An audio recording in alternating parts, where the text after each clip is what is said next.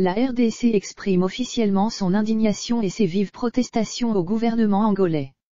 À l'issue d'une réunion extraordinaire du Conseil des ministres présidée par le chef de l'État, Joseph Kabila, le gouvernement a particulièrement déploré le non-respect du principe de l'information préalable faisant obligation à tout pays qui procède à l'expulsion de migrants, d'en informer préalablement le pays d'accueil des personnes à expulser.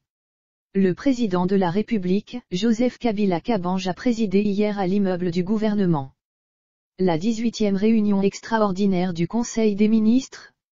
À l'occasion, le vice-premier ministre, ministre de l'Intérieur et Sécurité, a présenté au Conseil son rapport sur les expulsions massives de nos compatriotes de l'Angola.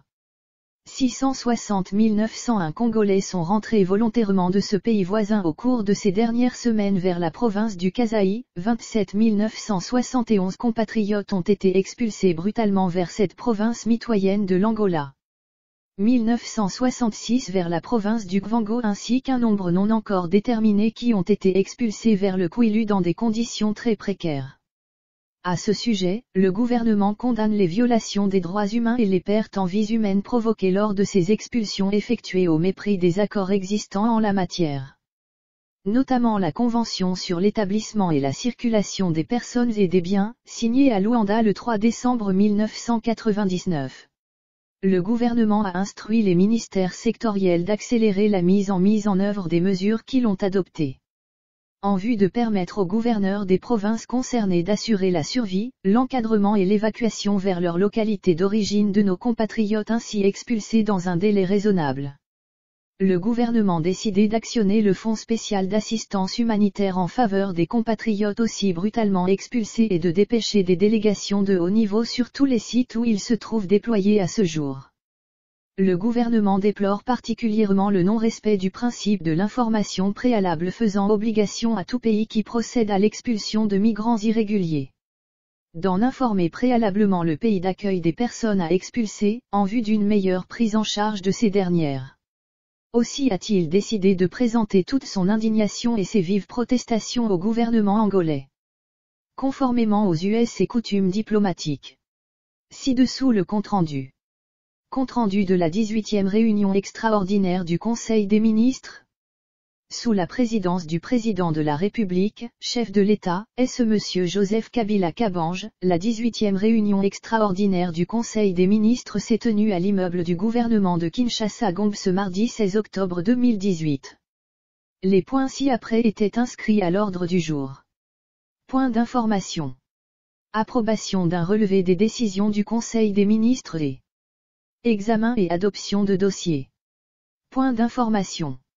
Le vice-premier ministre, ministre de l'Intérieur et Sécurité, a présenté les points saillants du territoire national.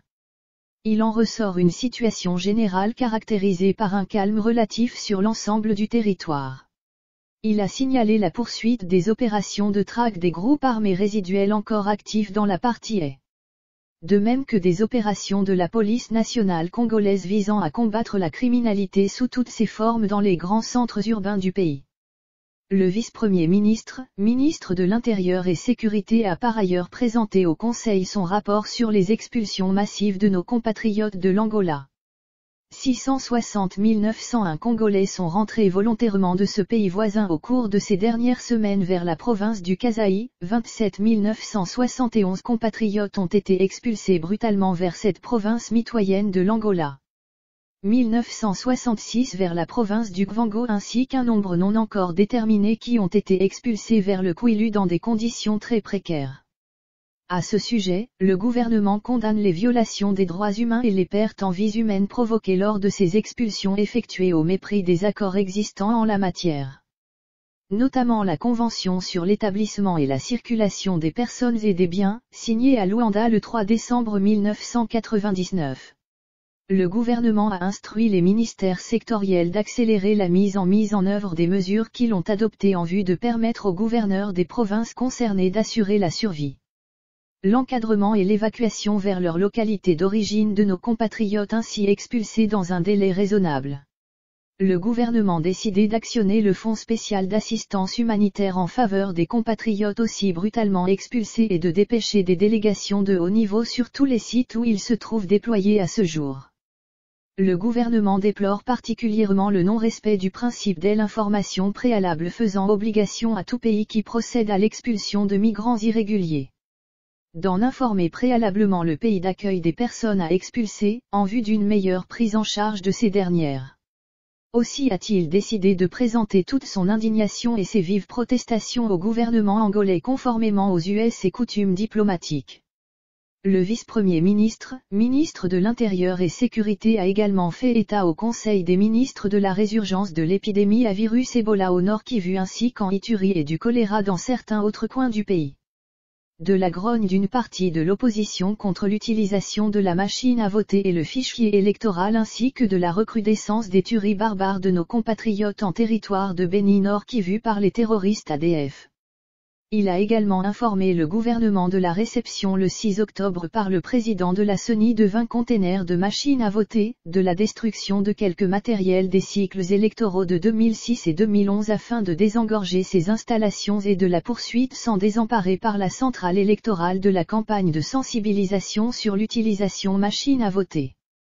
À ce sujet, il convient de signaler quelques tentatives isolées de perturbation des préparatifs du processus électoral qui ont été signalées notamment en territoire de Nyuzu dans le Tanganyika et sur la route nationale 04 près de Kisangani en province de la Tshopo. Le Conseil a approuvé les mesures prises par les services relevant du ministère de l'Intérieur et Sécurité pour les réprimer et y remédier efficacement. Mis au courant des cas de violation des eaux territoriales de la RDC par la marine angolaise et à des opérations de contrebande des marchandises en provenance de Soyo. Le gouvernement a décidé de sanctions sévères à l'égard des militaires et civils impliqués dans ces dysfonctionnements criminels et a ordonné la confiscation de toutes les marchandises saisies ainsi que la levée du blocus de passage des véhicules au poste frontalier de Lindu pour la fluidité du trafic.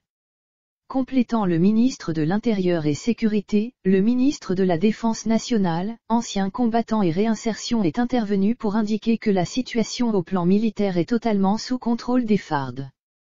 En signalant néanmoins dans la 3e zone de défense, en Ituri, au nord et au sud Kivu, quelques attaques de groupes terroristes contre des positions militaires.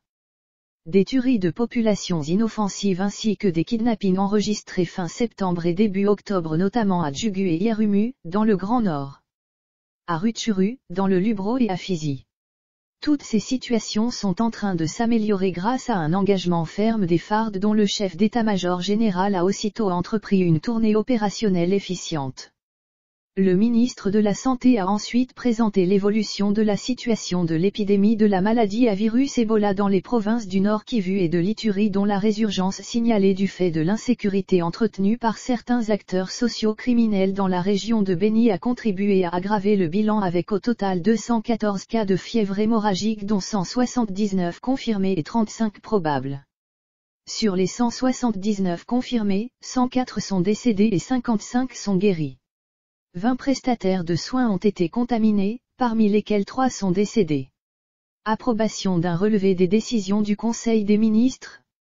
Le relevé des 10 décisions du Conseil extraordinaire du Conseil des ministres du mardi 2 octobre 2018 a été présenté au Conseil qui en a approuvé le contenu. Examen et adoption de 03 textes. Le ministre d'État, ministre de la décentralisation et réformes institutionnelles a présenté 03 projets de texte. À savoir, le projet de décret portant création, organisation et fonctionnement d'un comité de pilotage du projet de développement territorial en RDC. Le projet de décret portant création, organisation et fonctionnement du comité d'orientation stratégique du projet de développement urbain et de résilience de Kinshasa ainsi que le projet de décret portant création, organisation et fonctionnement du Comité national de pilotage de mise en œuvre et de suivi des réformes institutionnelles en RDC. Ces 3 projets de décret ont été approuvés par le Conseil. À la fin du Conseil des ministres, il a été procédé à la cérémonie de signature d'un accord de développement exclusif entre la République démocratique du Congo et le consortium Shindinga 3 qui est la première des 6 phases du Grand Inge. Et le consortium Pruinga. Cet accord est relatif aux activités permettant aux développeurs de lever des fonds pour la prise en charge des études relatives à cet important projet. Commencée à 15 h, la réunion du Conseil des ministres s'est terminée vers 17 h.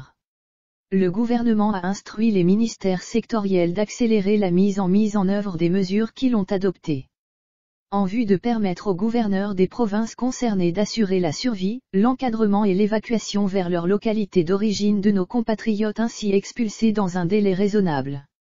Le gouvernement décidé d'actionner le Fonds spécial d'assistance humanitaire en faveur des compatriotes aussi brutalement expulsés et de dépêcher des délégations de haut niveau sur tous les sites où ils se trouvent déployés à ce jour. Le gouvernement déplore particulièrement le non-respect du principe de l'information préalable faisant obligation à tout pays qui procède à l'expulsion de migrants irréguliers d'en informer préalablement le pays d'accueil des personnes à expulser, en vue d'une meilleure prise en charge de ces dernières. Aussi a-t-il décidé de présenter toute son indignation et ses vives protestations au gouvernement angolais, conformément aux us et coutumes diplomatiques.